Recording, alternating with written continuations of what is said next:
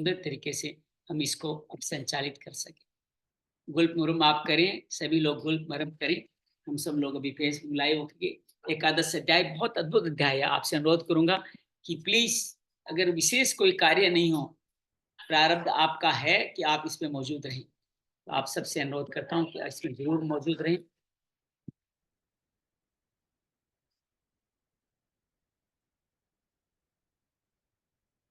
विश्व रूप दर्शन, कल हमने बात की थी, भगवान की विभूतियों का वर्णन किया गया था।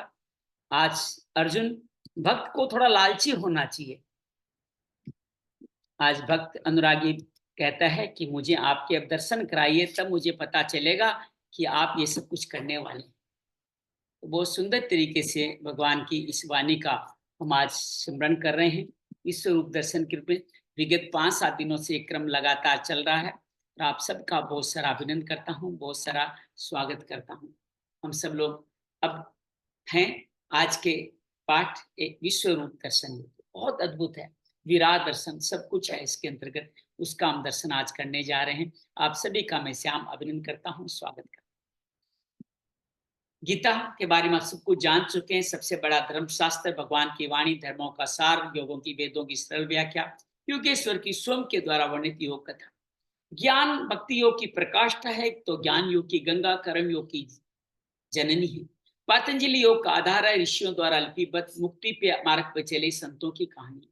अनेक संतों ने इस अनुभूति को अपने शब्दों में सजाया है, लेकिन ये सागर अनंत है, अथाह है।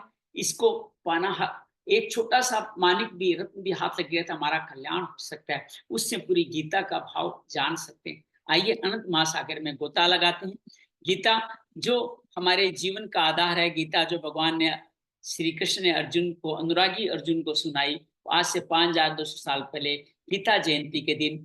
ये कुरुक्षेत्र में 45 मिनट में सुनाई गई और कर्तव्य से भटके हुए अर्जुन को लाइन पे लाने के लिए और हम सबको भी धर्म ज्ञान से कल्याण करने के लिए 18 अध्याय 700 श्लोक में मुख्य रूप से ज्ञान योग, भक्ति योग, कर्म योग की मार्गों की व्याख्या है, जिन पे किसी पे भी चले आपको परम पद का अधिकारी बन ही सकते हैं। गीता को अर्जुन के अलावा संजय और धृतराष्ट्र ने सुना। स्वयं ही संजय, उसको दिव्य दृष्टि मिली, जो दिव्य दृष्टि एक तरह की विभूति है, उसके माध्यम से देखा। आज दिव्य दृष्टि का दोबारा हम दर्शन करने वाले हैं, दोबारा देखिएगा। भगवान सूर्य देव से मनु, मनु से विश्वान मनु, गीतोपनिषद शांति पर्व का हिस्सा, भगवान की शरण लेना। आज हमने मर्म सर्वधर्म परित्याजक, यही इसका सार है। 574 श्लोक भगवान ने कहे, 700 में से 85 अर्जुन ने, धृतराष्ट्र ने 1 और संजय ने 40 श्लोक किए। धृतराष्ट्र वास से कार्य शुरू हुआ। भगवान धृतराष्ट्र से जानना चाहते हैं कि हमारे युद्ध क्षेत्र में क्या हुआ। सभी योद्धाओं का वर्णन किया गया है। विजातीय प्रवृत्तियां जो कुरु क्षेत्र में अर्थात कुरु कौरवों की तरफ है, और जो धर्म क्षेत्र पांडवों की तरफ सजातीय प्रवृत्तियां, उनका वर्णन, उनकी अलग अलग शंखों के द्वारा घोषणाएं जो मन कल्याण के लिए। अर्जुन पूरे सबको देखना चाहता है, सैनियों रूपी और मध्य भगवान अर्जुन रथ को लेके जाते हैं, और उस अर्जुन के रथ, अर्जुन जब सारे रिश्तेदारों संबंधियों को देखता, हम सब अनुरागी, उसकी भी माया थी, मोह था, उसमें लिप्त होकर कहता है नहीं, मैं अब जीवन में युद्ध नहीं करूंगा, इनको मार के मुझे सुख मिल गया। तो मुझे एक तरह से अहंकार भी आता है, पर भगवान को भी कहता है तुम मुझे कहाँ ले आए, कहाँ लड़ाने जा रहे हो, इनको मर के तो मेरे सारी पीढ़ियां ही मैं नीचे धरातल में चली जाएगी, अर्थात वो गिर जाएगी, ऊपर जहाँ बिल्कुल लोग वहां से नीचे आ जाएगी, और मेरी आने वाली पीढ़ी उनको पिंड दान नहीं दे पाएगी, ध्वंस करोगे। इस तरह वो पीछे रथ में अर्जुन विषाद योग इसका नाम, उसमें चला जाता है। संजय यहाँ कहता है कि फिर भगवान अगले दूसरे अध्याय में जाकर के भगवान अर्जुन को समझाते हैं, बताते हैं कैसे आत्मा अजर है, अमर है, ये सब पहले से ही मरे हुए हैं, और स्वरूप अभी 11वें अध्याय में देखेंगे। भगवान 1 से लेकर 10 हजार तक कहते जाते हैं, लेकिन अर्जुन समझेगा तभी जब उसको सामने दिखाई देगा। न जायते म्रियते वा कदाचि अन्याय भूत्वा, भविता वा न भूरा अजो नित्य शाश्वतम, पुराणो न हन्यते हन्यमाने शरीरे, आत्मा अजर है, अमर है। ये बात बार बार कहते हैं। आत्मा जिसको न अस्त्र काट सकते हैं, न अग्नि जला सकती है, न जल गला सकता है, न हवा जिसको शोषण कर सकती है। भगवान कर्म पे चलने की बात कहते हैं। कर्मण्येवाधिकारस्ते मा फलेषु कदाचन, बिना फल की इच्छा के, यही एकमात्र मुक्ति का मार्ग है।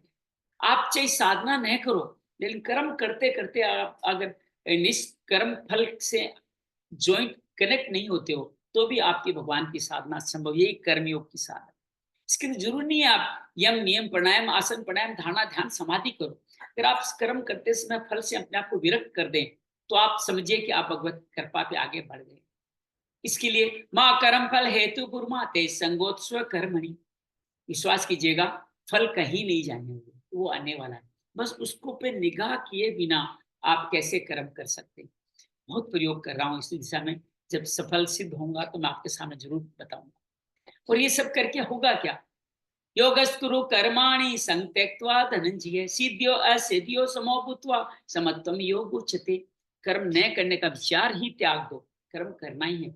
यस अपिस मान अपान सफलता असफलता सुख दुख इनके बारे में नहीं सोचो, सब कुछ मेरी ही देन है, तुम्हारे कल्याण के लिए आती है सब कुछ। ये समभाव में होकर युद्ध करो, यही गीता का सार है, समत्वम योग उच्यते। और इसी समत्वम योग उच्यते को बार बार भगवान इस गीता में हर जगह बताते हैं कि किस तरह समभाव में रहने से क्रोध से बच सकते हो। क्रोध जो मोह का जनक है, जिससे हमारी स्मृति भी भ्रमित हो जाती है और उससे हमारी बुद्धि का विनाश होता है। बुद्धि के विनाश से सब कुछ विनाश हो जाता है। तो कुशलता से जीवन जीना है।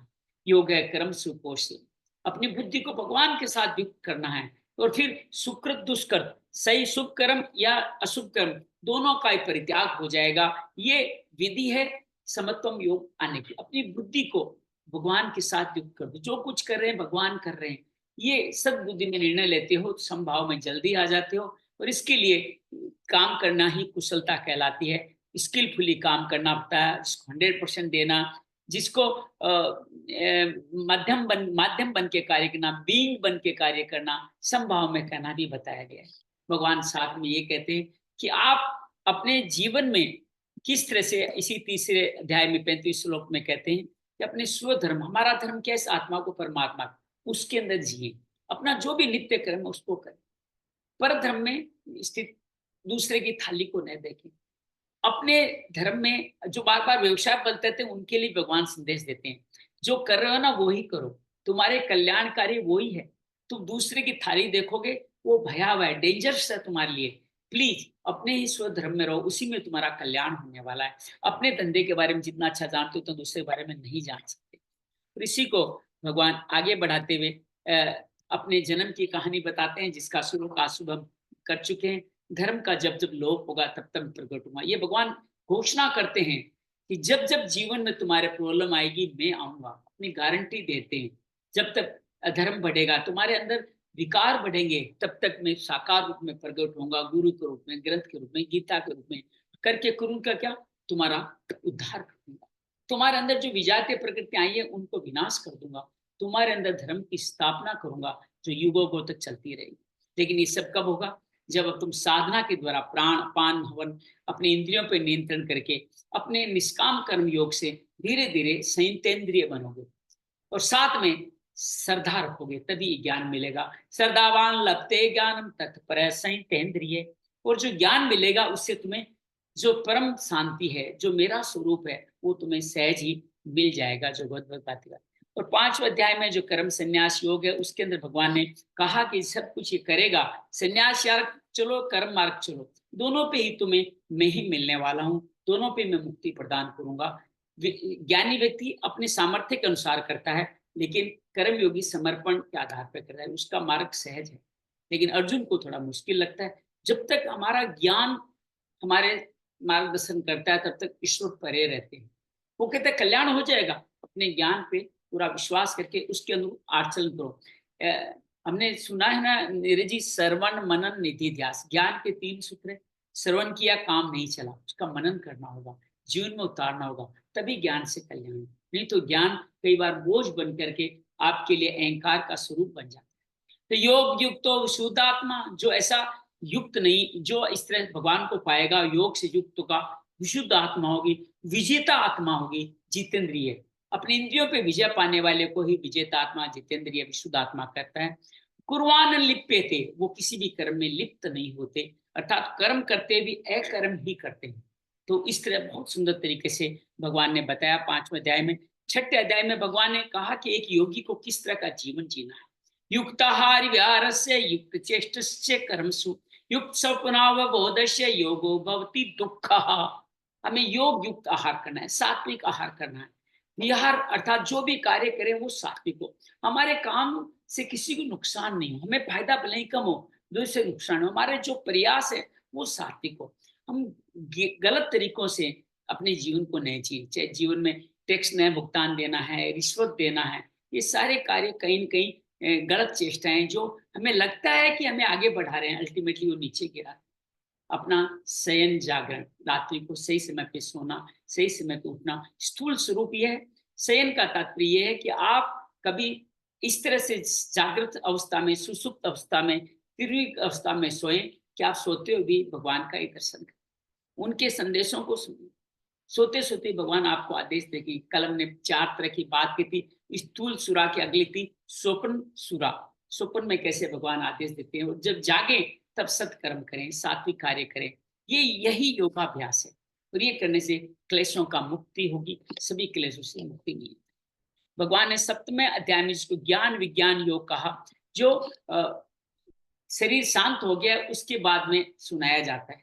तो ये शांत होने के बाद 12 दिनों में सभी, ये श्राद्ध के महीने आने वाले, हम सबको नित्य इस 7वें अध्याय का अपने बुजुर्गों के लिए, अपने पूर्वजों के लिए, अपने ब्रह्मलीन लोगों के लिए करना चाहिए।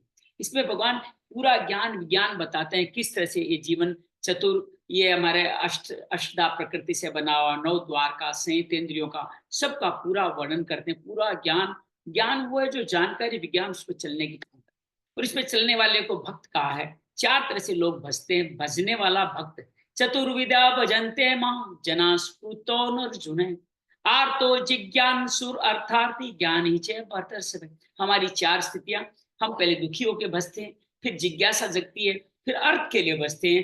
यही अर्थ का सुंदर स्वरूप भगवान प्रदान करते हुए हमें ज्ञानी बना देते हैं, और ये सभी भगवान को बहुत प्रिय। भगवान कहते हैं ये बड़े पे बड़ी उदारता करते हैं। भगवान अपने भक्तों का कृतज्ञता अर्पित करते हैं।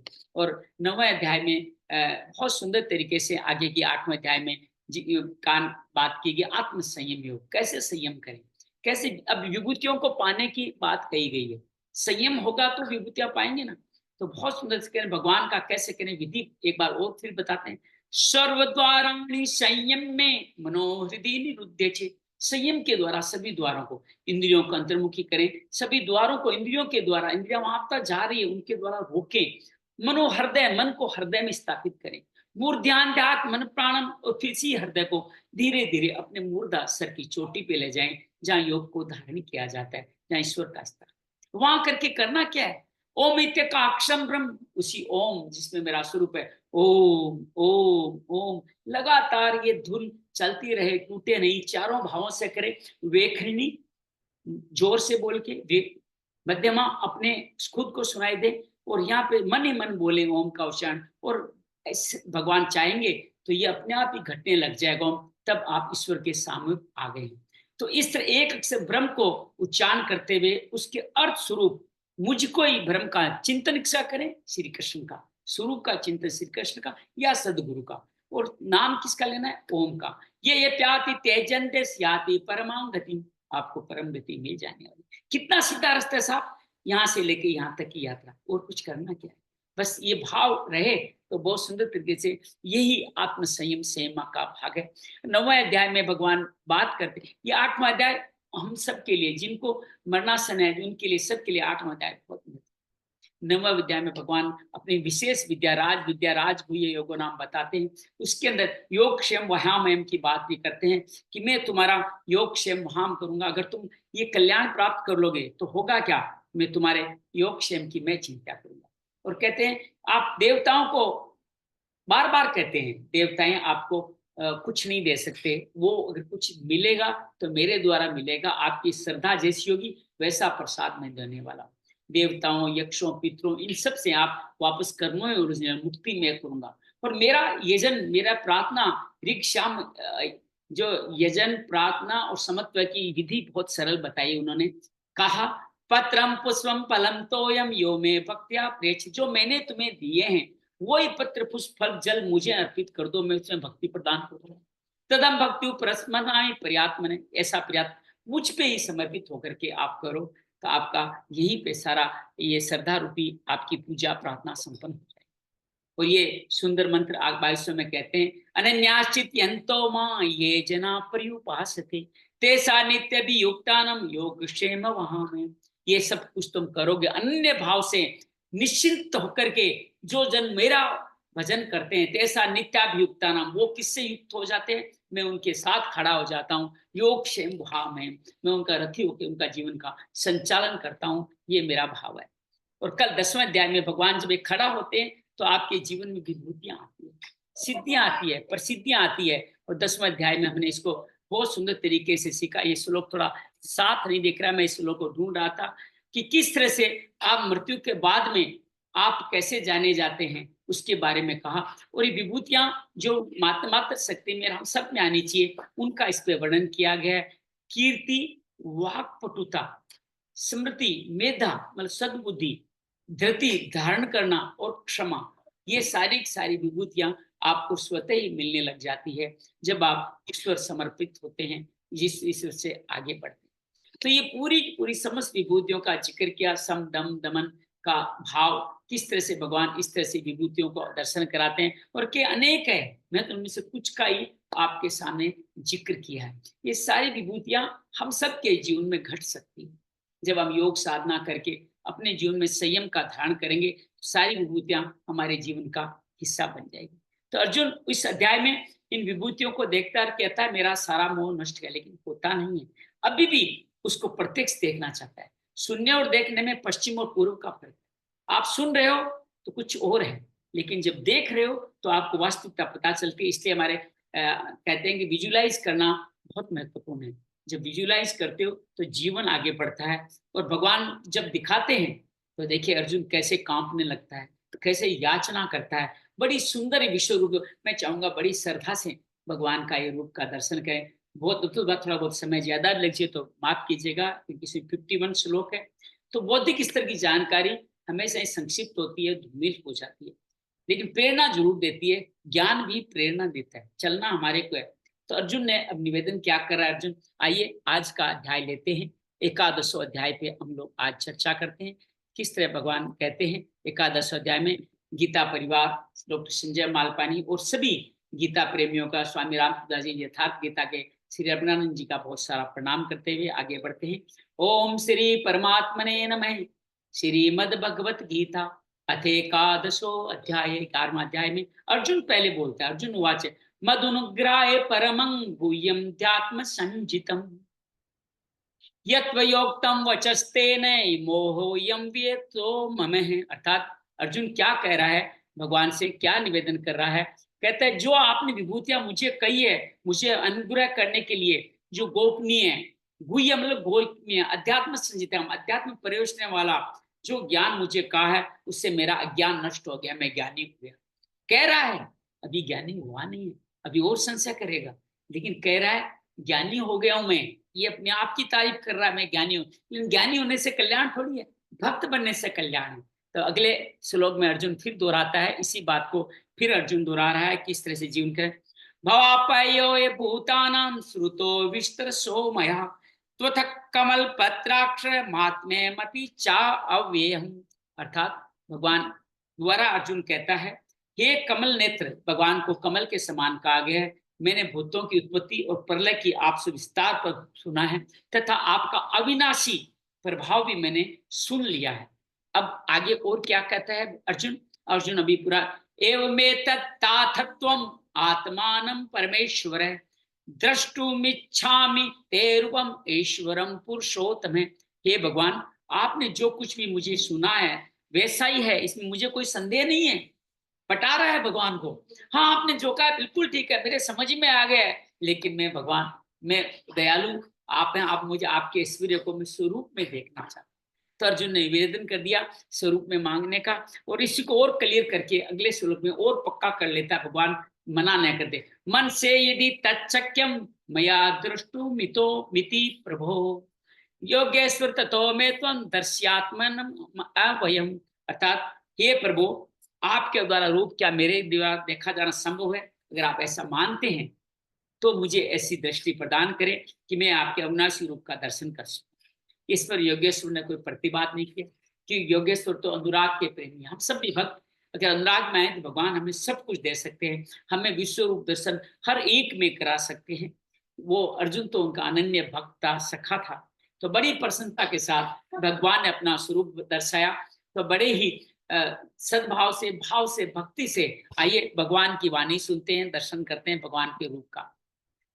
पांचवा सूत्र है ये, श्री भगवान वाच, पश्य में पार्थ रूपाणी सत्सो अथ सहस्त्र सह, नाना विधानी दिव्यानि नाना वर्णाकृतीनि च।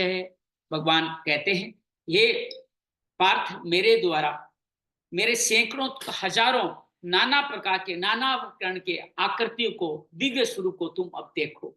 भगवान ने घोषणा करी, देखो। तो भगवान दिखाना शुरू कर देते हैं, किस तरह अपने रूप को दिखा रहे हैं वो हम देख। पश्चादित्यान वसुन रुद्रान अश्विनो मरुतस्तथा, नान बहुने दृष्ट पूर्वाणी पश्चाश्यारणी भारत है। तो भगवान दिखाना शुरू करते हैं, और दिखाने में क्या दिखाई देते हैं? आदित्य के 12 पुत्र, जिसको 12 आदित्य कहते हैं, और 8 वसु, जो जिसमें अग्नि वगैरह सब है, और 11 रुद्र, भगवान के रुद्र के, भगवान अपने विष्णु भी इसमें शामिल हो गए, ब्रह्म भी शामिल हो गए, शंकर भी शामिल हो गए, दोनों अश्विनी कुमार। 49 मरुत गुणों, 9 तरह की वायु, उनके 9 अवयव, उनको 49 मारुत कहते हैं। मरुत गुणों के अनुसार इन बहुत सारे जो तुमने अभी तक कभी नहीं देखे हैं, वो सब अब तुम देख। भगवान दिखाते जा रहे हैं सब कुछ अपना। अगले श्लोक में और क्या दिखाते हैं? एक स्तम जगत सतम पश्चाद सचराचरम, मम देहे गुडाकेश यच्चान द्रष्टु मिच्छसी। तो भगवान इस तरह से उसको दिखाते चलते हैं, हे अर्जुन, मेरे शरीर में एक ही स्थान पर चराचर से संपूर्ण जगत को देख, और भी जो कुछ देखना चाहता है वो भी देख। भगवान दिखाते चले जाते, लेकिन यहाँ कुछ दिख नहीं रहा है। तो आइए, आंखें, अर्जुन आंखें मलता ही रह गया, भगवान दिखा रहे हैं लेकिन उसको कुछ देख नहीं रहा। हमारे जीवन में भी ये थे, ईश्वर हम पे कृपा करता है, हमारे लिए बहुत सारी अपॉर्चुनिटी लाता है, हमें बहुत सारा संकेत देता है, हमें बहुत सारी कंपन देता है, अंग धड़कन देता है, तुम इस राह पे चलो। लेकिन हम संशय में इतने गाढ़े गए होते हैं, अज्ञान रूपी संशय में, हम उसको देखते नहीं। उसके लिए ईश्वर कृपा, दिव्य दृष्टि चाहिए। तो अर्जुन भी अभी संशय में है, वो भी आंखें मलता रह गया, उसको कुछ नहीं दिखाई दिया। तो भगवान समझ जाते हैं इसको कुछ दिखाई नहीं दे रहा है, तो भगवान क्या कहते हैं? न तुमाम सक्षे दृष्टुम अनेनेव सब चक्षुषा, दिखाई नहीं दे रहा है, इन आंखों से तुम देख भी नहीं सकता। दिव्यम ददामि ते चक्षु पश्य में योग मेश्वरम, मेरा योग का ऐश्वर्य देखना है तो इन आंखों से नहीं देख सकता। अब भगवान को देखना है तो हमें भी शुद्ध दिव्य दर्शन करना होगा, अपनी आत्मा को शुद्ध करना होगा, अपनी साधना के द्वारा, सेवा के द्वारा और सत्संग के द्वारा। इन सब करेंगे तब हमें वो दिव्य दृष्टि मिलेंगे, हम हर एक व्यक्ति में ईश्वर का हम दर्शन कर पाएंगे। तो भगवान ने वो ऐश्वर्य दिखाया जो उधर व्यास जी के द्वारा दिव्य दृष्टि प्राप्त संजय भी देख रहा है। दो दो व्यक्ति देख रहे हैं, अर्जुन देख रहा है, एक संजय, और संजय की कृपा से सुन रहा है धृतराष्ट्र।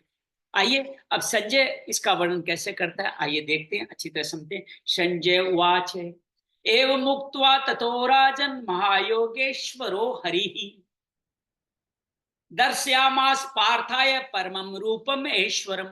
इस तरह से भगवान ये कह करके अपना ऐश्वर्य रूप, दिव्य स्वरूप दिखाया, जो योग दृष्टि, दिव्य दृष्टि के बाद में दिखाई दिया, जिसमें दूसरों को योग देने की क्षमता हो, जो योग का स्वामी हो, उसी को योगेश्वर का, महायोगेश्वरो हरि, जो हर लेते हैं सबका, दुखों का हरण करते हैं, जो इस उनको क्या भगवान सिर्फ दुखों का हरण करते हैं? नहीं, दुख पहले हरण करते हैं, फिर सुख का भी हरण कर लेते हैं, ताकि आप उनकी मुक्ति के भाव में चले जाएं। इसको कहते हैं सर्वस्व हरण, सब कुछ आपका हर लिया। और भगवान ने पार्थ को अपना दिव्य स्वरूप दिखाया, सामने ही तो खड़े थे, कहीं दूर तो जाना नहीं था। तो दिव्य स्वरूप को अब संजय और वर्णन करता है, बड़ा सुंदर वर्णन है, बड़ा मत भाव के। अनेक वक्त नयनम अनेकाद्भुत दर्शनम अनेक दिव्याभरण दिव्य नेकोदतायुधम।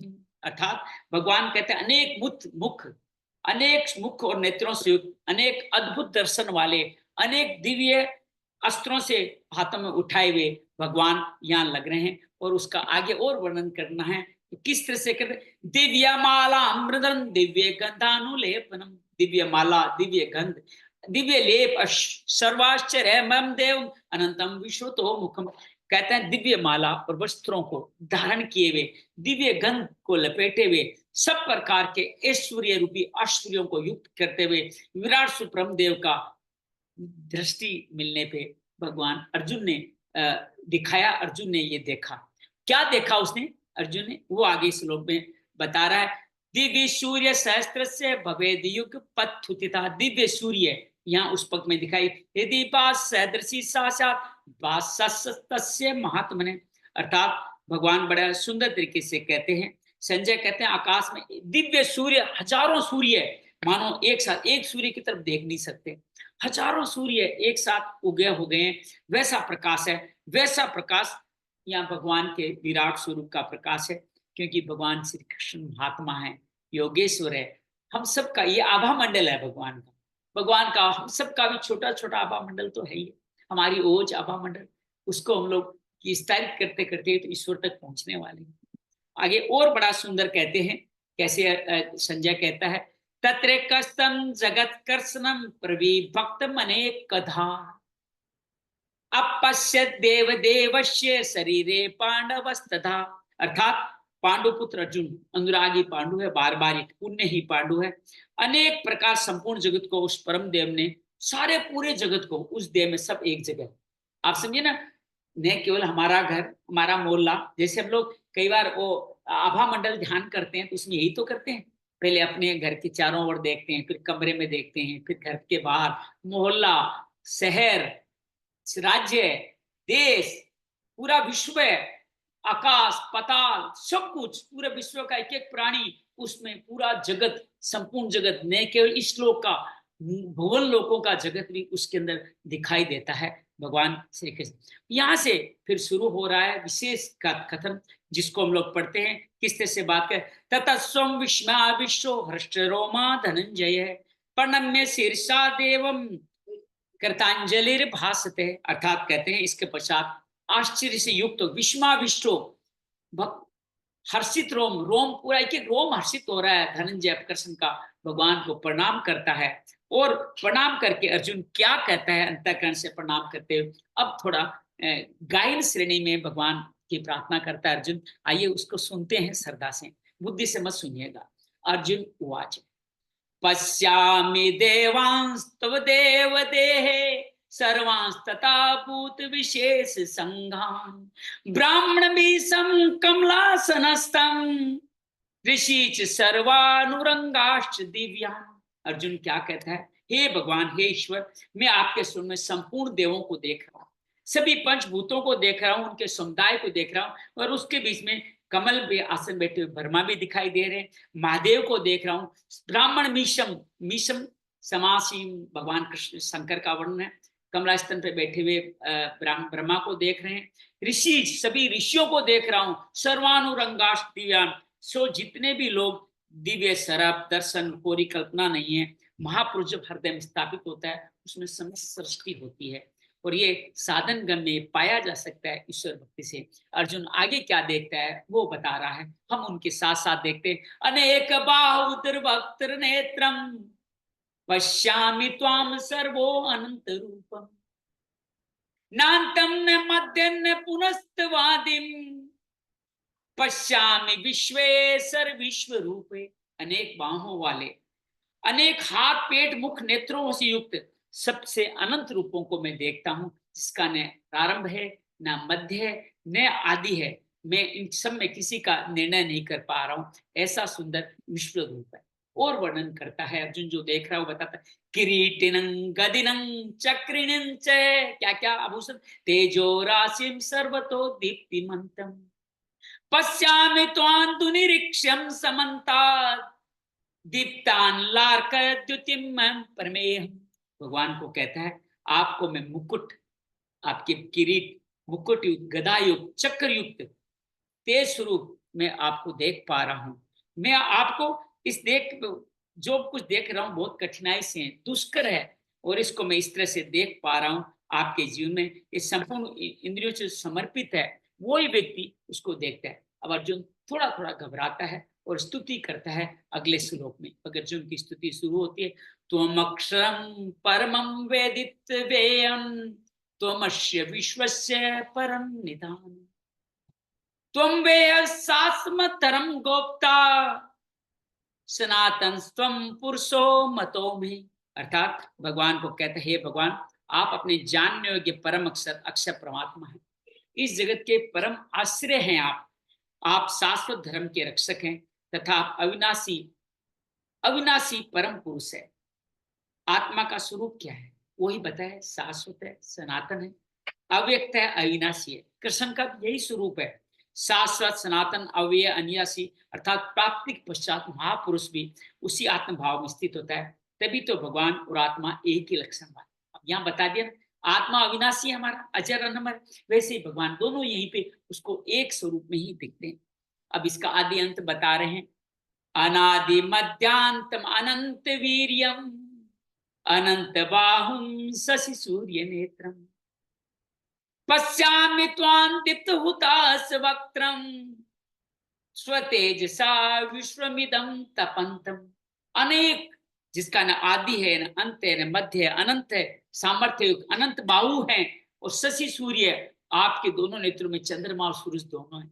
अरे एक में सूर्य एक चंद्रमा, काने तो नहीं है भगवान कहीं, लेकिन यहाँ सूर्य तेज का प्रतीक है, चंद्रमा शीतलता का प्रतीक है। दीप्त हुताश वक्त्रम, अर्थात मैं आपको इस तरह से, आपको अग्नि रूपी मुख वाला अपने तेज से इस जगत को तपाते हुए देखता हूँ। जो सूर्य अंदर है तो कौन तपाएगा, वो ही तपाएंगे। तो ये विश्वमिदं तपंतम, उसको तपते हुए मैं देखता हूँ। आगे और बात कहते हैं, ध्यात्वा पृथिव्योरिदमंतरम ही व्याप्तं त्वकेन दिशः सर्वाः दृष्टात् अद्भुतं रूपमुग्रं तवेदं लोकत्रयं प्रवर्तितं महात्मनम्। अर्थात भगवान, हे अंतरिक्ष और पृथ्वी के बीच का संपूर्ण आकाश, सब दिशाएं आपके से ही परिपूर्ण है, सब दिशाओं में आप ही हैं। जिसको संयम का जब मंत्र पढ़ते हैं ना, तो हम 10 दिशाओं का वर्णन करते हैं सामवेद में। याद कीजिएगा, संयम का जो सामवेद का जो गायन है सामवेद, उसमें सब 10 दिशाओं का वर्णन किया गया है। वो आपसे ही परिपूर्ण है। ये अलौकिक भयंकर, अब थोड़ा बहुत डर रहा है, दृष्टाद् रूप मुग्रम तवेदम लोक प्रव्यथित, पूरा भयंकर है। तीनों लोग आपको देख करके व्यथित हो रहे हैं, खुद व्यथित हो रहा है, कह रहा है तीनों लोग व्यथित। तीनों लोगों को कहाँ दिखाई देते हो? वो तो अर्जुन को दिखाई दे रहे, खुद की व्यथा, सबकी व्यथा बता रहा है। और आगे कहता है, अमिहि त्वाम सुर संगाम विसंति केचिद् गिभीता प्रांजलयो गृणति स्वस्ति युक्त्वा महर्षि सिद्ध संगास स्तुवन्ति त्वां स्तुतिविं पुष्पकलाभि। तो देवताओं के समूह आप में ही प्रवेश कर रहे हैं और भयभीत होकर हाथ जोड़ते हुए अनेक गुण, आपके गुणों का गान कर रहे हैं। महर्षि सिद्धों का सामूहिक स्वस्ति गान, स्वस्ति युक्ता, स्वस्ति इंद्रो स्वस्ति, वो जो मंत्र है उसका आप कल्याण हो, जिसका सार है, वो करते हुए संपूर्ण स्रोतों से आपकी ही स्तुति सब लोग कर रहे हैं। आगे कैसे स्तुति कर रहे हैं, क्या क्या कौन कौन कर रहा है? रुद्रादित्या वसवोच्च साध्या विश्वेश्विनो मृतश्चोष्म पाश्य गंधर्व्याक्षुर सिद्ध संगा विक्षन्ते त्वां विस्मताश्चैव सर्वे। कौन? रुद्र, भगवान शंकर, उसके सारे रुद्र। आदित्य, जहाँ पे 12 आदित्यों की बात हो रही है, वसु की बात हो रही है, विश्वदेव, अश्विनी कुमार, वायुदेव, मरुत, मौसम 49 मरुत, गंधर्व, यक्ष, राक्षस, गंधर्व, यक्ष, गंधर्व, यक्षुर, असुर, सिद्ध, जो सिद्ध लोग हैं, वो सभी लोग आपकी ही प्रार्थना करते हैं और आपको ही संबोधित करते हैं। विक्षन्ते माम, पीछे बताया भगवान ने, आश्रित स्वभाव वाले मुझे तुच्छ समझते हैं, लेकिन यहाँ ऐसा नहीं है। यहाँ पे कहते हैं परम भाव से परमेश्वर में ही आसुरी भाव स्थित है, मनुष्य शरीर का आधार वाला है, उसी का विस्तार आश्चर्य समझ पा रहे हैं, लेकिन भयभीत है। विस्मिताश्चर्य, आश्चर्य से देख रहे हैं, भयभीत है, लेकिन समझ नहीं पा रहे। आगे बताते हैं अर्जुन क्या कह रहा है। रूपम महते बहुवक्त्र नेत्रम महाबाहो बहुराओ पादम बहुतरम प्रभुद्रष्टा करालन दृष्टावलोका प्रवृत्तितास्तथा। अर्थात ये अर्जुन, श्री कृष्ण महाबाहु है और अर्जुन भी महाबाहु है, दोनों ही महाबाहु है, अनेक भुजाओं से कार्य करते हैं। तो प्रकृति से परे महान सत्ता में जिसका कार्य क्षेत्र है वही महाबाहु है। श्री कृष्ण यहाँ पे कहते हैं अर्जुन, श्री कृष्ण उसके टॉप मोस्ट गुरु है और अर्जुन अभी प्रवेश करना है।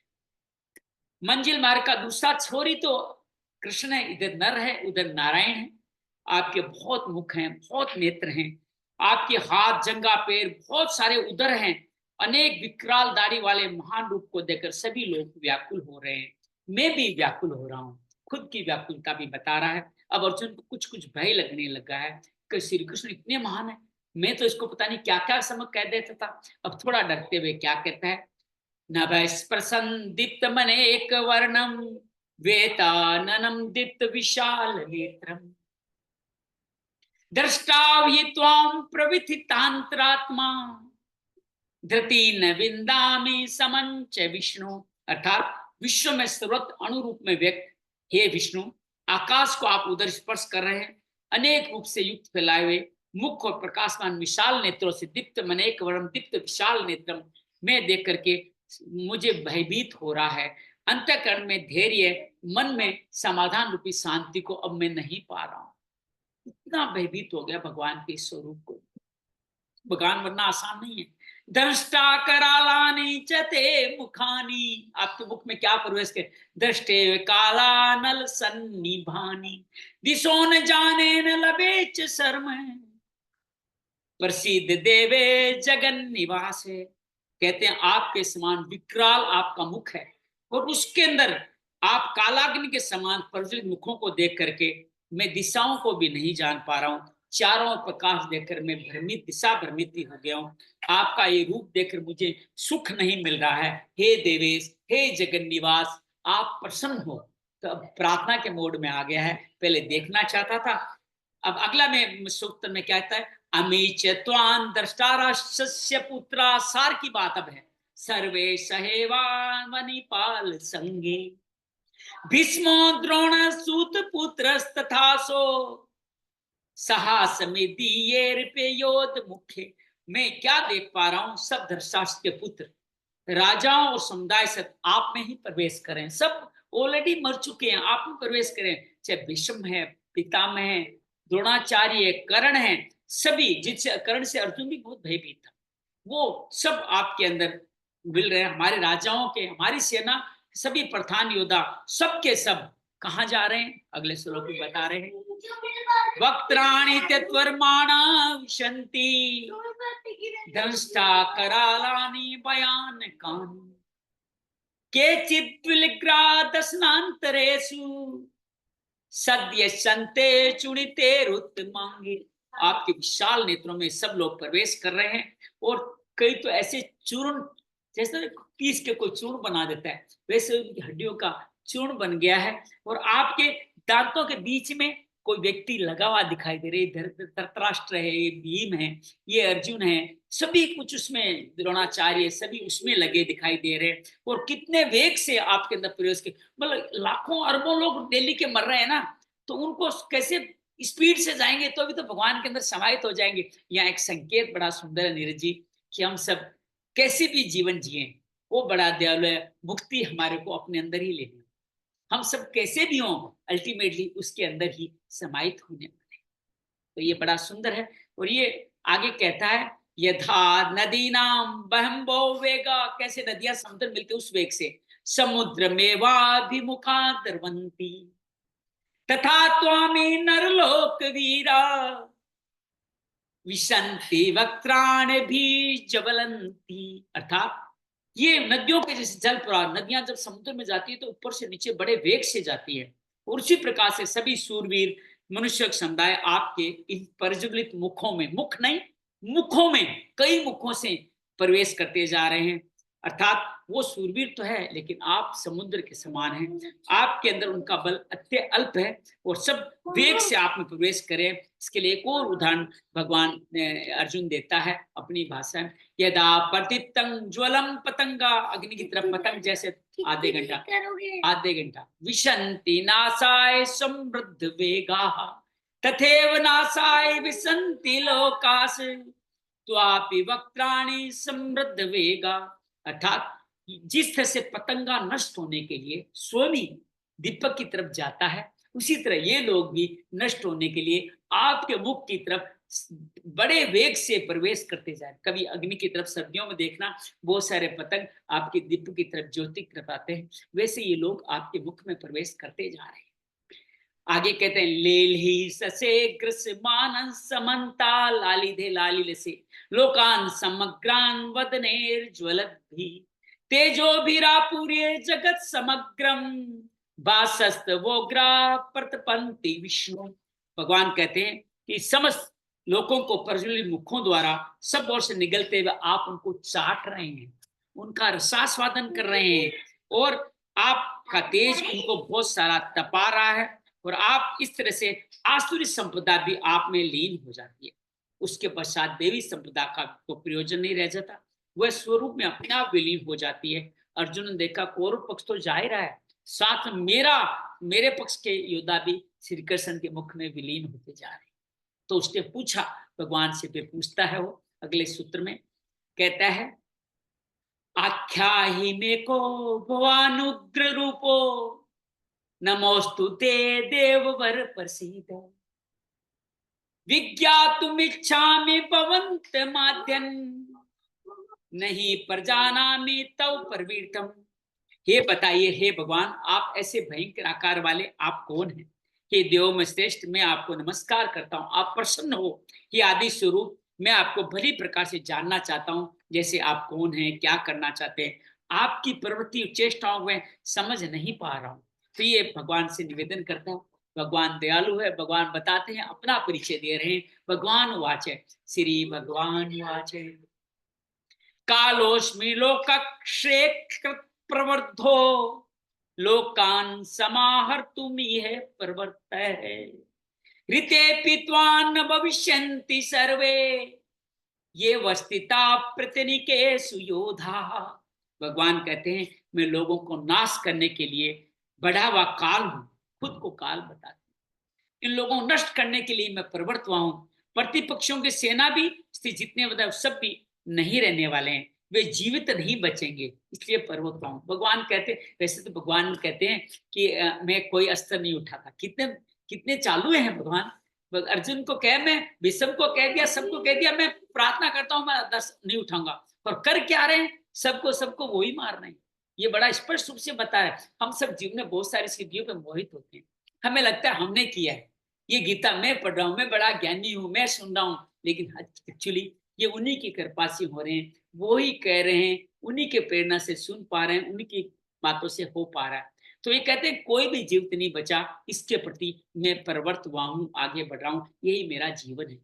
तस्मात्त्वमुत्तिष्ठ यशो लभस्व जित्वा शत्रुन् भुङ्क्ष्व राज्यं समृद्धम् मयेवेते नीता पूर्वमेव निमित्त मात्रम भविष्य विशाचिन। अर्जुन को एक नाम सव्यसाचिन भी है, उसको कहते हैं कि तू सबको मैंने मार दिया है, अब तू खाली श्रेय ले ले, तो युद्ध के लिए खड़ा हो, यशो लभस्व, तो यश को प्राप्त कर, शत्रुओं को जीत, समृद्धि, राज्य को, संपत्ति को भोग, ये शुरू मेरे द्वारा पहले ही मारे हुए, तू केवल निमित्त मात्र बन।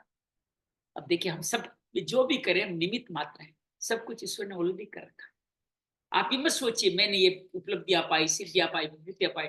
जीवन में जो कुछ भी है वो सब पहले से उनके द्वारा रचा हुआ है। हाँ, उसका आधार हमारे कर्म और उनसे जुड़े हुए फल है, लेकिन हम सब निमित्त मात्र हैं, सब कुछ वो ही कर रहा है, ये भाव करके रखे।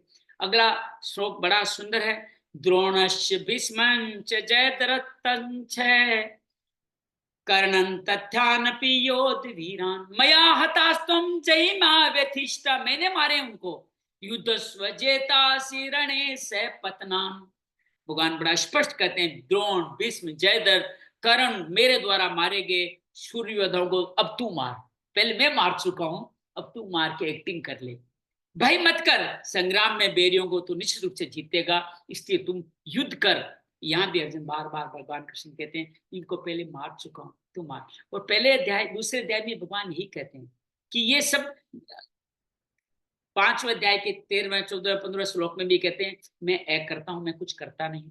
18वें अध्याय में कहते हैं कि मैं कुछ नहीं करता, 6 तरह के कर्म करते हैं, शुभ कर्म करते हैं, जिसमें बड़ा सुंदर आगे वर्णन आएगा, माध्यम, अधिष्ठान, कर्ता, चेष्टा, करण और देव। केवल फिर परमात्मा फिर करते क्या है? पहले तो कहते मैं कुछ करता नहीं, एक करता हूं, अब सब कुछ करके दिखा रहे। ये विरोधाभास है क्या? ये विरोधाभास एक सीमा रेखा है, लाइन है। जब तक हम ईश्वर के प्रति अन्य भाव से, भक्ति भाव से नहीं रहते, तब तक ईश्वर आता नहीं है, तब तक वो हमारी रक्षा करने के लिए आता नहीं है, तब तक वो दूर खड़ा रहता है। याद कीजिए द्रौपदी की कहानी, द्रौपदी का वस्त्र हरण हो रहा था, जब तक वो वस्त्र को पकड़े रही थी तब तक ईश्वर नहीं आए, और जब ज्यों ही उसने वस्त्र को छोड़ करके प्रार्थना शुरू की, त्यों ही भगवान वहां पर आए। तो ये सीमा रेखा है, आप कब उन पर डिपेंडेंट होते हो। जिसको भक्ति कह दो, समर्पण कह दो, कुछ भी कह दो, तो ईश्वर अपने आप आ जाते हैं। लेकिन आएंगे तभी, रथी तभी होंगे। ईश्वर करते कराते कुछ नहीं है, लेकिन हाँ भक्तों के लिए सब कुछ करते हैं। तो इस तरह से भगवान बार बार कहते हैं कि ये रथी करना है तो समर्पण का भाव को, तो जिस सतह पे परमात्मा हमें चाहे उस सतह पर हम खड़े हैं, बस हमें उतर कर आत्मा से जागृत होना होगा, आत्मा में परमात्मा का दर्शन करना होगा, तो तुरंत हमारी यात्रा पहुंच जाएगी। तो बार बार कहते हैं मैं सब बैरियों को मार चुका हूं, इन मारे हुए को तुम फिर मारो, निश्चय विजय होगी, मैं जो खड़ा हूं। अब ये पूरी वाणी संजय सुन रहा है। संजय अब अपनी व्याख्या क्या करता है वो सुनते हैं। संयम संजय, संजय उवाच एतच्छ्रुत्वा वचनं केशवस्य, इस तरह वचन सुन करके कर्तांजलिर्वैपमान किरीटी नमस्कृत्वा पूय एवं कृष्णम सद सगदगदम भीत भीतम प्रणम्य। भगवान का संजय ने अर्जुन देखा, वो अर्जुन दो संजय दोनों देख रहे हैं, और जो अज्ञान से अच्छा धृतराष्ट्र है वो भी सेन के माध्यम देख रहा है, सुन रहा है, जान रहा है। और इनको सुन करके किरीटधारी अर्जुन भयभीत होकर कांपता हुआ हाथ जोड़कर नमस्कार करता है, और फिर कृष्ण से इस वाणी में बोलता है। भयभीत है, गदगद भी है, नमस्कार कर रहा है। और वो अर्जुन क्या कहता है अगले श्लोक में? अर्जुन उवाच स्थाने ऋषिकेश तो प्रकीर्त्या जगत परश्यन्त्यनुरज्यते च रक्षांसि भीतानि दिशो दर्वन्ति सर्वे नमस्तस्य चिच सिद्ध संघा।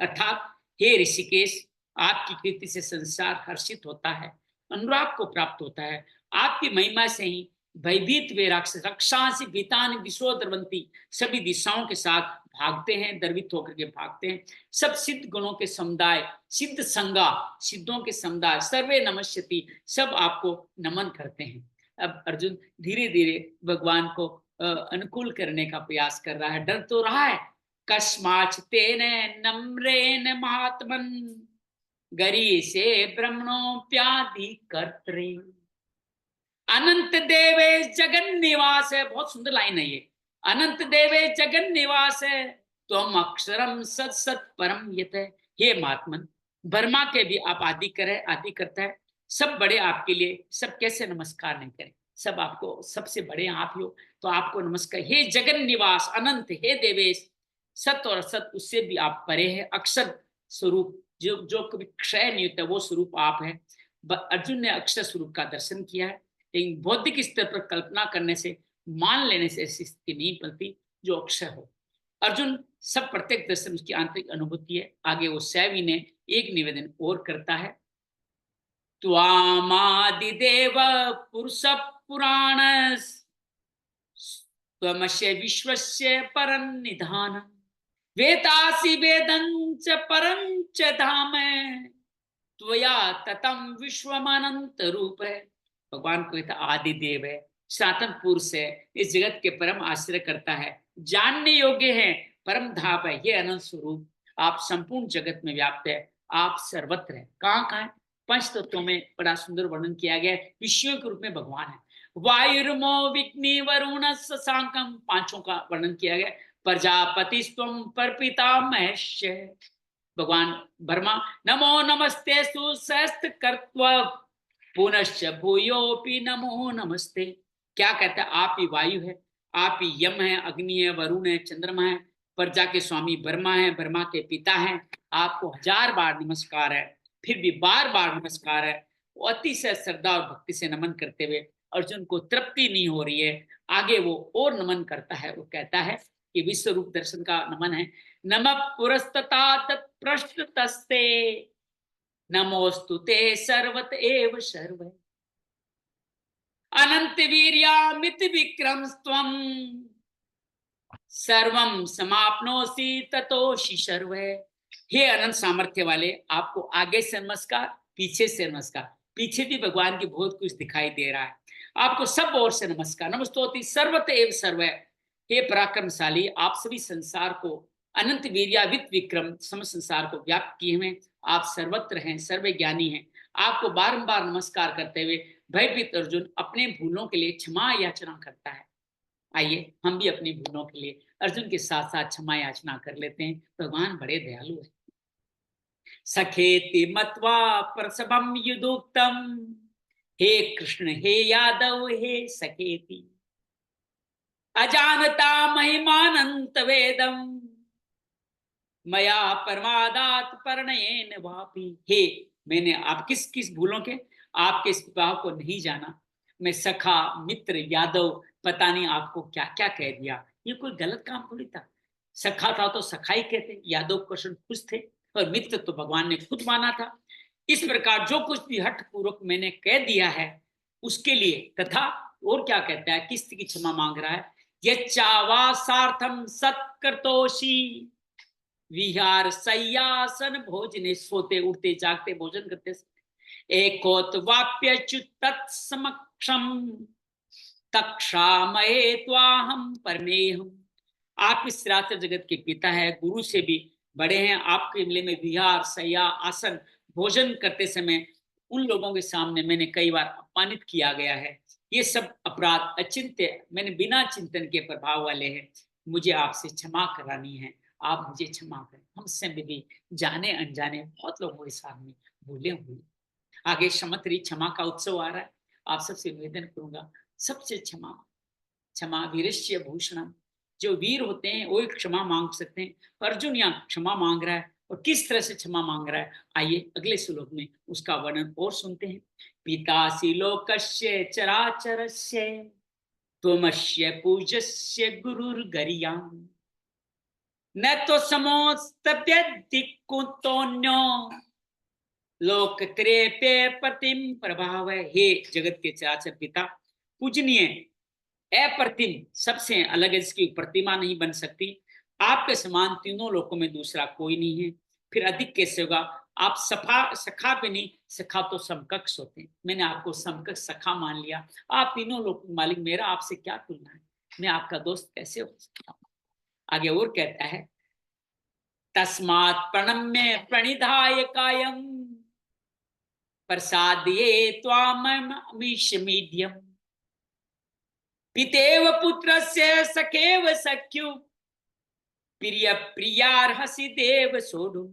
हे आचराचर के पिता, मैं आपके शरीर को भली प्रकार आपके चरणों में रख, कैसे क्षमा मांगनी, शरीर को भली प्रकार साष्टांग नमन करते हुए प्रणाम करके स्तुति करने योग्य आप ईश्वर को प्रसन्न होने के लिए प्रार्थना करते। हे देव, पिता जैसे पुत्र के, सखा के सखा, पति जैसे स्त्री के अपराधों को क्षमा करता है, जैसे पति स्त्री को, देव अपने को, मित्र अपने मित्र के, वैसे ही आप मेरे अपराधों को सहन करने योग्य हैं। अपराध क्या था? सखा कह दिया, कभी मित्र कहते हुए कुछ शब्द कह दिया, सखा थे, मित्र थे, फिर भी भगवान इस तरह से अनंत पर गिड़गिड़ा के क्षमा याचना कर रहा है। तो जब किसका करना है? भगवान का नाम तो नहीं सकते। भगवान ने बताया ना, ओम का जप करें, स्वरूप मेरा ओम का जप करें। ओम इत्यकाक्षम ब्रह्म विहार मान सुमरन, ओम यक्ष ब्रह्मा का प्रतीक है। मेरा नाम लेने की जरूरत नहीं है, न कृष्ण कृष्ण करना है, न नाम लेना है।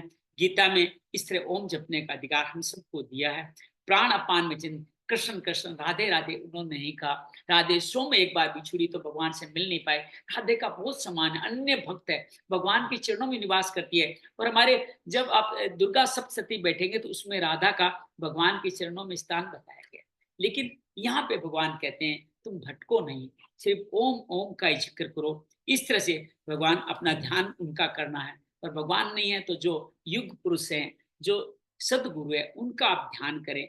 बहुत सुंदर तरीके से ये कार्य करते हैं। तो भगवान भी मान गए, सहज गए, उसने क्षमा कर दिया। क्योंकि उसने साथ में एक और निवेदन किया जो बहुत सुंदर तरीके से अर्जुन कहता है, अदष्ट पूर्वम स्तोस्मि दृष्टा भयेन च प्रविथितम मनो में तदेव में दर्श्य देव रूपम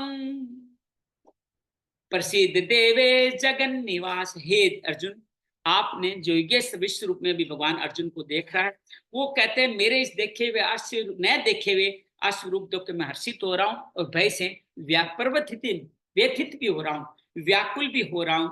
पहले मैं आपको सखा समझता था, धनुर्विद्या में कई बार मैं अपने आप को आपसे आगे समझता था, किंतु अब मैं भयभीत हो रहा हूँ। और इसका प्रभाव, जो अपने आप को पहले ज्ञानी मानता था, अब सब कुछ देख लेने के बाद भी कुछ जानना शेष नहीं रह गया। तो कहता है पहले न देखे हुए भी आपके इस रूप को देखकर मैं हर्षित हो रहा हूँ, व्याकुल हो रहा हूँ। हे देव प्रसन्न हो, हे देवेश जगन निवास, आपने इस स्वरूप को मुझे दिखाइए। कौन से स्वरूप को दिखाने के अर्जुन निवेश करता है? आइए उस स्वरूप को देखते हैं। हम सभी अर्जुन के साथ दर्शन करते हैं। किरीटिनं गदिनं चक्रहस्तम इच्छामि त्वाम द्रष्टुमहं तथैव तेनेव रूपेण चतुर्भुजेन सहस्त्र भावो भव विश्वमूर्ते।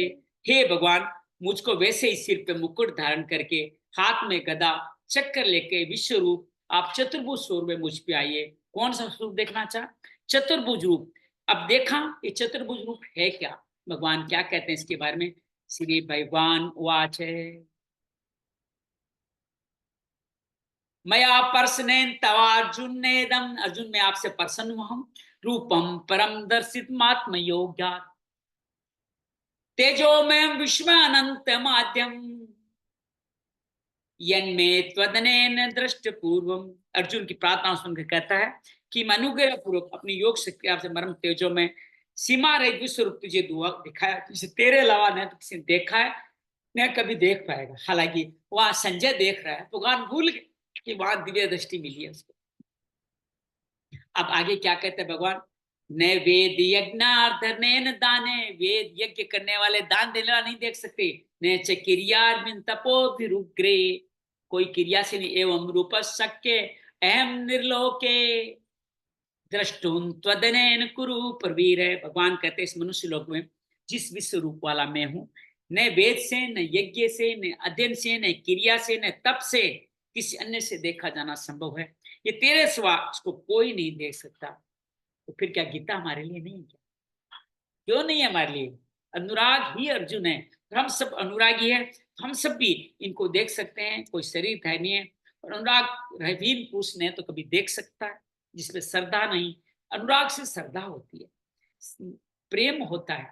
अनुराग प्रेम श्रद्धा का स्वरूप है। तो इस तरह से सब चीज को समेट कर एक बात, ईश्वर के प्रति राग ही अनुराग। हम राग किस में करते हैं? अनेक इंद्रियों के विषयों में। और अनुराग का मतलब क्या है? वो ही राग आप खाली ईश्वर में करें, वो अनुराग कहलाता है।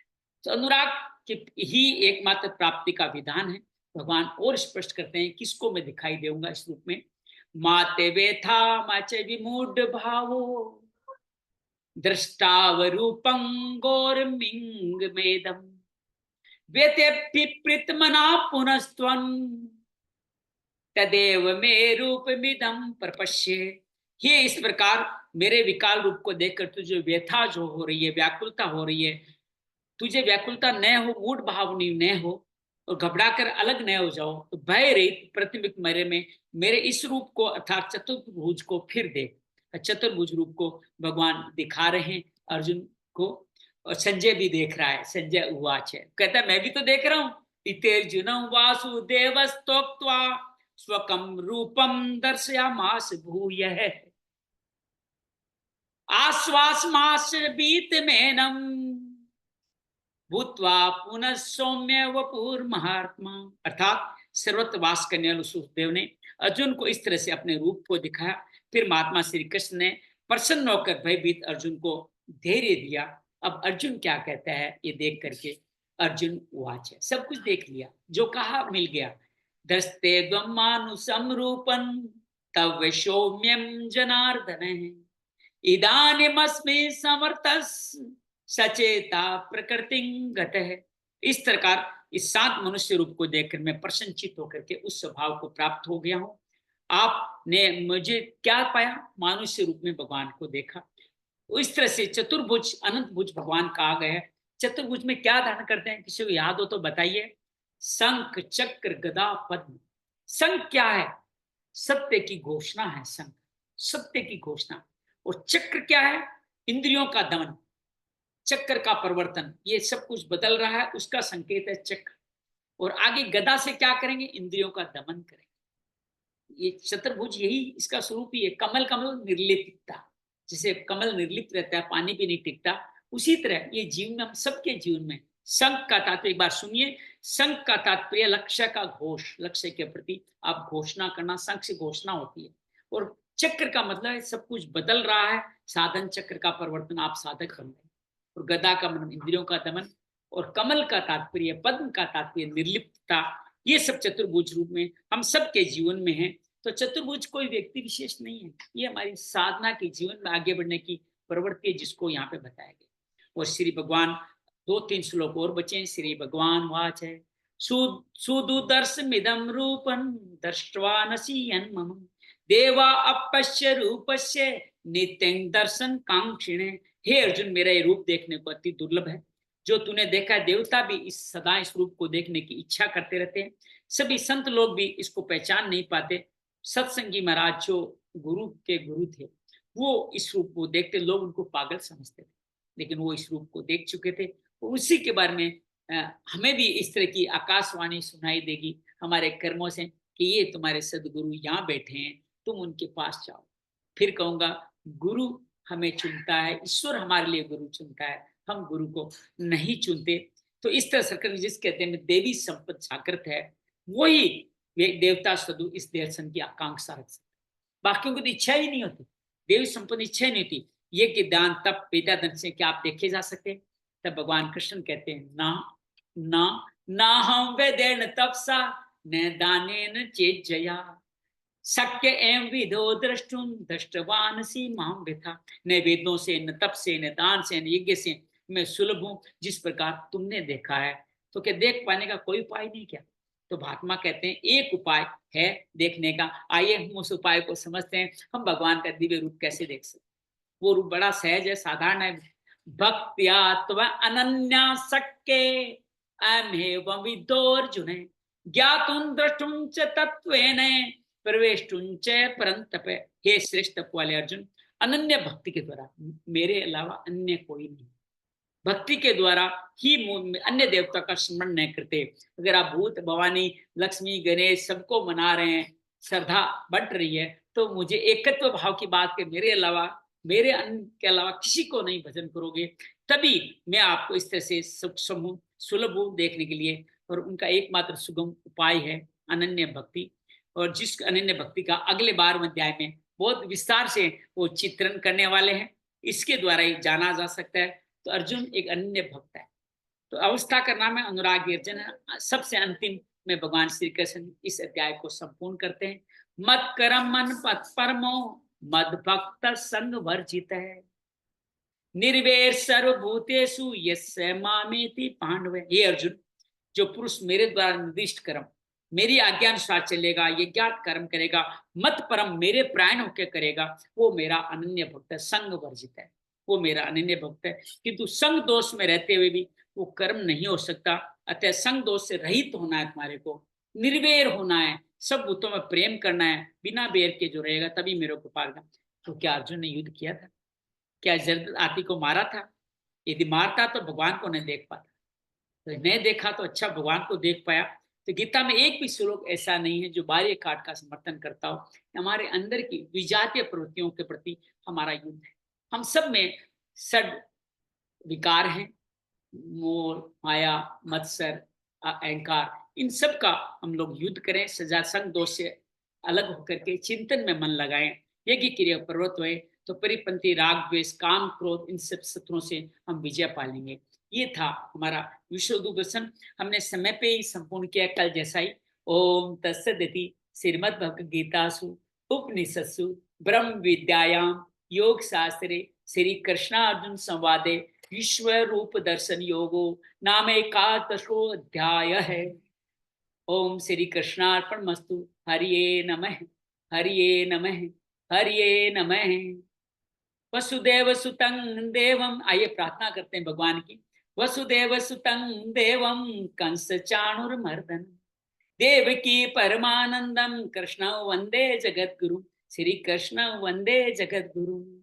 योगेशम सच्चिदानंदम वासुदेव व्रज प्रियम धर्म संस्थापकम वीरं कृष्ण वंदे जगद्गुरु। श्री कृष्ण वंदे जगद्गुरु।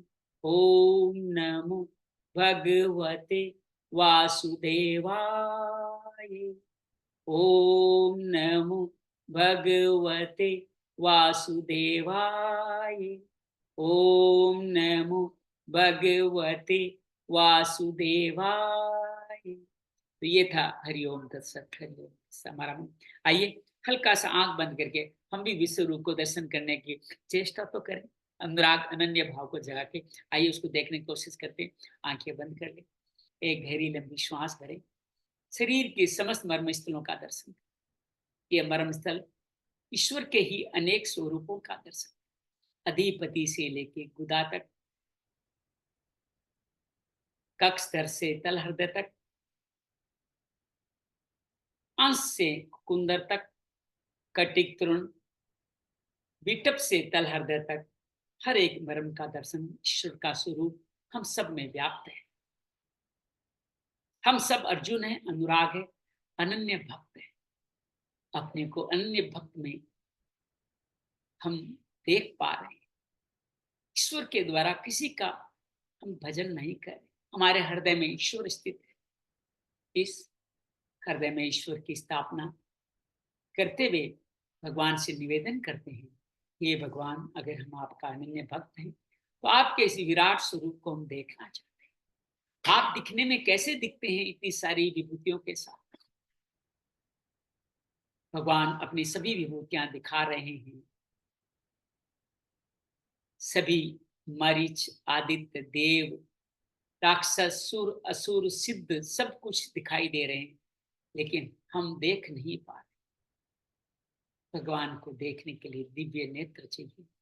दिव्य नेत्र साधना संयम से आएंगे। दिव्य दृष्टि भगवान प्रदान कर रहे हैं हमारे को। हम भगवान के स्वरूप को देख रहे हैं। बहुत विकाल है, बहुत विशाल है, अनेक मुख है, अनेक नेत्र है, और उनके माध्यम से अनेक ज्वालाएं निकल रही है। सूरज, चंद्रमा, सर्वलोक, भुवनलोक सभी उन्हीं में ही समाहित है।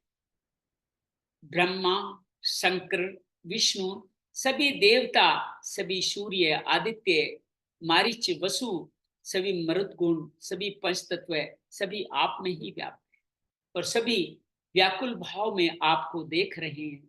आप उनको सांत्वना देते हुए उनके रूप को, आपके रूप को वो भयभीत होके देख।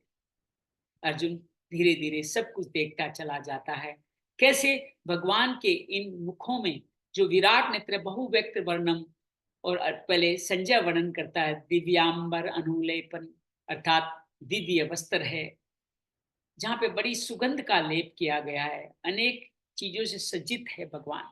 तो यहाँ सौंदर्य भी बताया गया है। अर्जुन उसके अंदर देख पा रहा है कैसे अनेकों लोग आपके मुख में प्रवेश कर रहे हैं, और आप बड़े बड़े दांतों से उनको काट रहे हैं। कई तो आपके दांतों में लटक रहे हैं चून की तरह। अनेक मुख है, अनेक मुखों से ये सभी लोग आपके शरीर में जा रहे हैं। सभी योद्धा भी उसी में जा रहे हैं, भीष्म, द्रोह, कर्ण, और मेरे अपने पात्र के, हमारे अपने परिवार के सदस्य भी उसी ईश्वर में समाहित। जिन सबको मारना चाहते हैं सब कुछ वहीं पे समाप्त हो। भगवान कह रहे हैं कि ये सब मेरे द्वारा मारे जा चुके हैं, तुम तो सिर्फ मारो और इसको श्रेय ले लो, निमित्त मात्र बन जाओ। अर्जुन इस तरह से सभी को देखता धीरे धीरे थोड़ा थोड़ा भयभीत भी हो रहा है, प्रार्थना करता है, क्षमा मांगता है कि मैंने आपके साथ भरे मित्र सखा दोस्त की तरह बहुत सारे भोजन सह विहार आसन में बहुत सारे ऐसे कार्य किए जो आपकी इस अनंत प्रतिष्ठा के अनुरूप नहीं। दंडवत प्रणाम करके क्षमा याचना करता है, हमें क्षमा कर। हम सब भी क्षमा करते हैं, मांगते हैं ईश्वर से अपनी समस्त कृत्यों के लिए जो हमसे जाने अनजाने हुए। भगवान क्षमा करते हैं, उसको आशीर्वाद प्रदान करते हैं। अर्जुन उनसे अपने चतुर्भुज विराट रूप में देखने की बात करता है। चक्र विराट रूप जिसके अंदर शंख चक्र गदा पद्म, शंख लक्ष्य का उद्घोष, चक्र परिवर्तन चक्र का प्रतीक, गदा इंद्रियों का दमन, कमल निर्लिप्तता का साथ हम सबको भगवान दर्शन कराते हैं। हम सब भगवान के चतुर्भुज स्वरूप का दर्शन कर रहे हैं। ओम ओम ओम श्री कृष्ण जगत गुरु वंदे। ओम केशवाय नमः, ओम माधवाय नमः, ओम नमो भगवते वासुदेवाय। सिर्फ न तपी न ज्ञानी न वेदज्ञ न दानी कोई इसको रूप को नहीं देख सकता। सिर्फ अनन्य भक्त उनके अलावा किसी और का भजन यजन नहीं करे वो ही भक्त इसको देख सकता है। अनुराग रूपी अर्जुन यानी हम वो ही अनन्य भक्त है, हमें इस रूप को देखने का अवसर मिला है। मद भक्त हमें उसके मद में लिप्त भक्त कहा गया है। हम सभी इतना सुंदर सौभाग्य पार कर रहे हैं। बहुत सारा कृतज्ञता से बार बार नमामि नमामि नमामि नमन करते हैं, विश्राम करते हैं।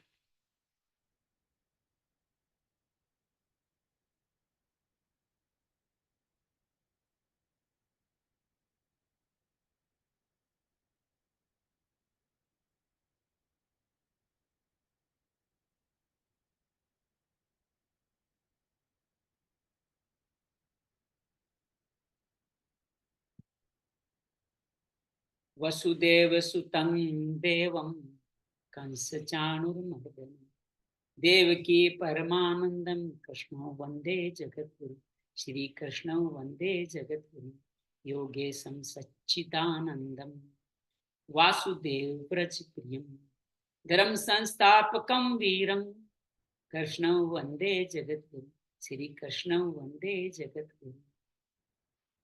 ओम शांति शांति शांति। शरीर में हो रहे कंपन रोमहर्ष से प्रति सजग होते हुए, आसपास के स्थान के प्रति सजग होते हुए दोनों हाथ ऊपर उठाएं, प्रसन्नता से हाथों की छोटी उंगली के नीचे इस विश्व रूप दर्शन का ये सुंदर दृश्य का आनंद, हाथों की इस गर्माहट में, इस चंदन जैसी उष्मा रश्मि में अनुभव करें और इस रूप दर्शन का चंदन अपने आंखों के माध्यम से पूरे शरीर में विस्तृत कर दें और धीरे धीरे आंखें। ये था हमारा निष्कर्ष के साथ आज का हमारा ये 11वां अध्याय जिसको हमने पूरा किया। हरिओम तत्सत हरिओम तत्सत हरिओम तत्सत। कुछ बुद्धि का प्रयोग करने की जरूरत रही ही नहीं, बस ये है अनन्य भक्त के लिए विश्व रूप दर्शन, सब कुछ उनमें व्याप्त है। हम उन्हीं से हैं, उन्हीं में ही जाने वाले हैं, सुर असुर सभी जाने वाले। उम्मीद है आपको ये मेरा ये प्रयास सजग लगा होगा, अच्छा लगा होगा, आपने इसको समझा होगा। मैं आपको अनम्यूट भी कर रहा हूँ, फेसबुक के हमारे साथी देख रहे हैं, उनका भी बहुत सारा अभिवादन करता हूँ कि उन्होंने समय दिया और उसको देखा। किरण, नीरज, रेणु, संतोषी, आप सब अनम्यूट हैं। आप सबका आपका अनुभव आप बताना चाहें तो बता सकते हैं। इस तरह से क्या हम विश्व रूप दर्शन करने में सफल हुए, क्या हम ईश्वर का दर्शन कर पाएंगे, क्या हम अनन्य भक्त अनुराग के रूप में दिख पाए, क्या ये सब हमने यहाँ पे चल किया। तो आप सबका बहुत सारा अभिवादन। इसी अनंत रूप के साथ आप बने रहें, अनन्य भक्ति आपको प्राप्त हो, क्योंकि कल भक्ति योग आने वाला है। ये अनन्य भक्ति क्या है भगवान उसमें बताने वाले। भगवान कोई आपके सामने कोई रखते हैं उपलब्धि पानी है तो उस उपलब्धि को कैसे पाना है वो समाधान भी बताते। सांख्योग बताया, कर्म बताया, पुण्य कर्म बताया, नियत कर्म बताया, और कैसे ज्ञान विज्ञान बताया, राज विद्या राजज्ञान आत्मसंयम अक्षर ब्रह्म बताया, और विभूति बात बताया विश्व रूप दर्शन किया, कल हमें भक्ति भाव में मिलेंगे। तो आइएगा कल सुबह फिर हम लोग हमारा कोर्स 1 सेप्टेम्बर चालू होने वाला है। किरण काफी प्रयास कर रही है। अभी तक हमारे पास 1-2 व्यक्ति है, लेकिन हमें उम्मीद है कि ईश्वर सब कुछ दे देने वाला है। हमारा कोर्स अपने समय पे ही शुरू होगा एक तरह से। तब तक संयोग से हमारे 18 अध्याय भी पूरे हो जाएंगे। 18 अध्याय हमारे पूरे हो जाएंगे 31 तारीख को, और 1 तारीख से हम लोग शायद 1 दिन का विश्राम भी मिल जाए। 1 तारीख से हम लोग फिर हमारी बेसिक कोर्स में चलेंगे। आप सबको आना है। पुराने लोगों को मेरे जी बुलाइएगा कि सब लोग आए। नहीं आते हैं तो कैसे काम चलेगा? ये अनंत रूप मर्मों का हम कैसे देखेंगे? और गीता का असर भी हमारी मर्म पढ़ाई पे पड़ने वाला है, उसका भी आशीर्वाद मिलने वाला है। बहुत बहुत आभार, बहुत बहुत धन्यवाद। मस्त रहें, आनंद रहे, मंगल हो, मंगल हो, मंगल हो।